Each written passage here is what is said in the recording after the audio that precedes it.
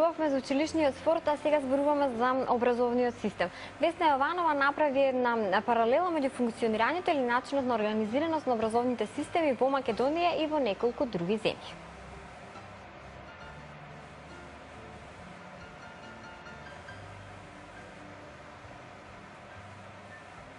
Весна, образование?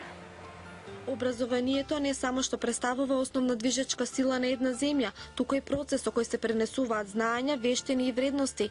Секоја држава во светот има своја организација на образовниот систем кој треба да одговори на потребите и можностите, а истовремено да даде најдобри резултати. Според интернационалната ранг листа на врвот според успехот на системот на образование е Финска. Причината за вака високата позиција се смета дека е децентрализираниот модел, неоценувањето на учениците и високата конкурентност за наставничките позиции. Во основното образование, кое трае 6 години, децата се запишуваат со полни 7 години. Тие не добиваат ни оценки, ни домашни задачи, а со првите класични тестирања се соочуваат на возраст од 16 години. Во првите 6 години не се мерат знаењата на децата, туку се подготвуваат да ја пронадат својата пасија и идна определба. Инаку, според оваа ранг листа, образовните системи на Јужна Кореја, Хонг Конг, Јапонија и Сингапур се на второ, трето, четврто и петто место. Велика Британија со Соединетите Американски држави го делат шестото место, а меѓу 10 најдобри образованија во светот се наоѓаат Холандија, Нов Зеланд, Швајцарија и Канада. Најлошо рангирани од земјите што се ставени на глобалната табела се Мексико, Бразил и Индонезија. Како пример за добро организиран образовен систем е Франција, кој е централизиран и поделен во 3 фази. Можете ли малку да ни објасните како е организиран образовниот систем во Франција? Pourriez-vous nous expliquer comment le système éducatif français est organisé? Là aussi, c'est très difficile en peu de mots. Образовниот систем се разликува во неколку делови. Најпрвин, градинката, која е од 3 до 5 години и 9 месеци, не е градинка, туку е вистинско мало училиште, каде што приоритетот не е згрижување, туку изучувањето.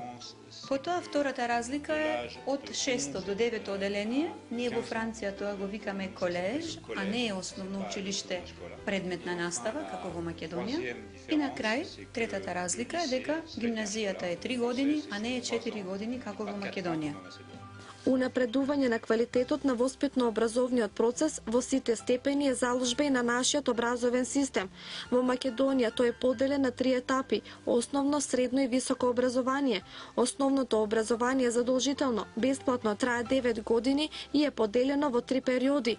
Воспитно-образовната дејност на основното училиште се изведува според наставен план и наставни програми, што ги донесува Министерството за образование и наука.